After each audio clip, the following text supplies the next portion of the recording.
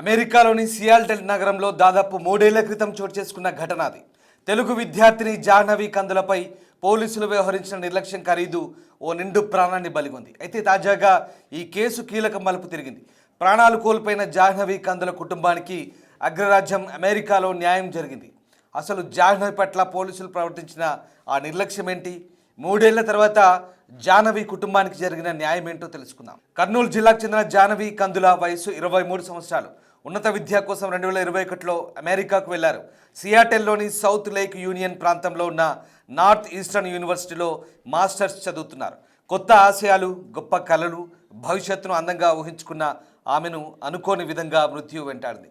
2023 జనవరి 23 రాత్రి జరిగిన రోడ్డు ప్రమాదంలో జాహ్నవి కన్న కలలన్నీ కూడా ఒక్కసారిగా ఛిద్రమయ్యాయి.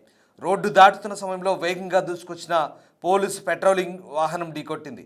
ప్రమాదంలో జాహ్నవికి తీవ్ర గాయాలు కావడంతో అక్కడికక్కడే ప్రాణాలు కోల్పోయింది.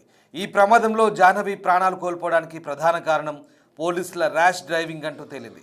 40 కిలోమీటర్ల వేగంతో వెళ్లాల్సిన రోడ్లో 119 కిలోమీటర్ల వేగంతో పోలీసు వాహనం నడిపినట్టుగా నిర్ధారణ అయింది. పోలీసు వెహికల్ ఢీకొట్టిన తర్వాత జాహ్నవి దాదాపు 100 అడుగుల దూరం ఎగిరిపడ్డట్లు అప్పట్లో వార్తలు వచ్చాయి. అయితే ఈ ప్రమాదం జరిగిన తర్వాత కారును ఆపి జాహ్నవికి చికిత్స అందించాల్సిన పోలీసులు బాధ్యతారాహిత్యంగా వ్యవహరించారు.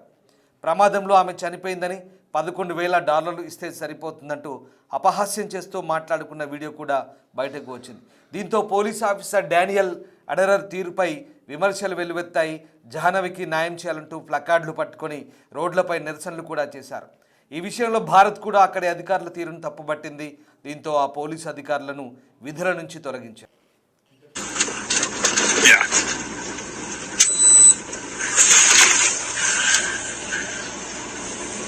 Just write a check. Just $11,000. She was 26 anyway. She had limited value.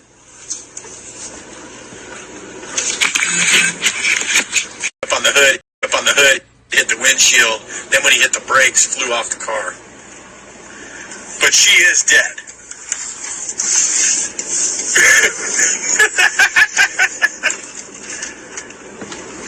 No, it's a regular person.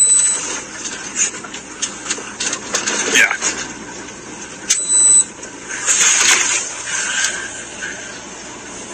Yeah, just write a check. Just $11,000. She was 26 anyway. She had limited value.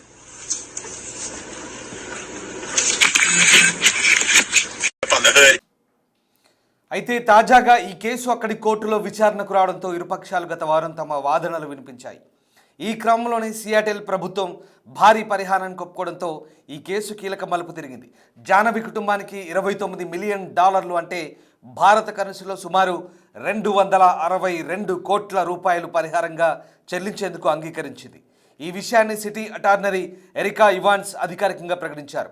ఈ సెటిల్మెంట్ ద్వారా పోయిన జాహ్నవి ప్రాణాలు తీసుకురాలేమని, ఆమె కుటుంబానికి అండగా ఉండేందుకు కొంత సాయం చేసినట్లవుతుందని భావించి సెటిల్మెంట్ చేసేందుకు సిద్ధమైనట్లుగా సియాటెల్ నగర పాలనా అధికారులు చెప్తున్నారు. ఇలా తెలుగు అమ్మాయి జాహ్నవి కుటుంబానికి ఆ పరిహారం అందింది. ఉన్నత చదువులు, మంచి ఉద్యోగం కోసం ఇండియా నుంచి అమెరికాకు వెళ్ళిన వాళ్ళపై అక్కడ కొందరు అధికారులు ఎలా నిర్లక్ష్యంగా వ్యవహరిస్తున్నారో చెప్పేందుకు జాహ్నవి కథే ఒక ఉదాహరణ. ఏదేమైనా పొరుగు దేశంలో మన తెలుగు అమ్మాయికి అన్యాయం జరిగినప్పటికీ ఆమె కుటుంబానికి కొంత గొప్ప ఆలస్యంగానైనా న్యాయం జరిగిందని చెప్పవచ్చు. దీనిపై మీ అభిప్రాయంతో పాటు అమెరికాలో మీరు ఎదుర్కొంటున్న ఇబ్బందులను కామెంట్ రూపంలో తెలియజేయండి. Thank you very much.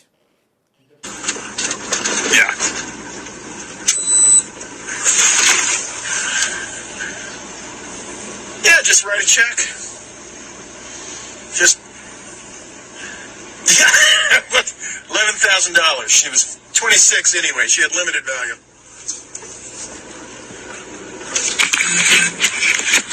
Up on the hood, hit the windshield. Then when he hit the brakes, flew off the car. But she is dead.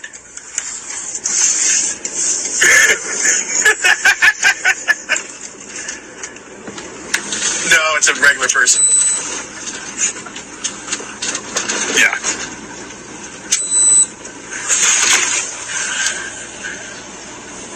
Yeah, just write a check. Just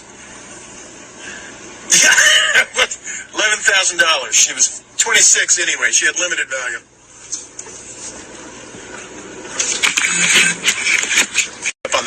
Up on the hood.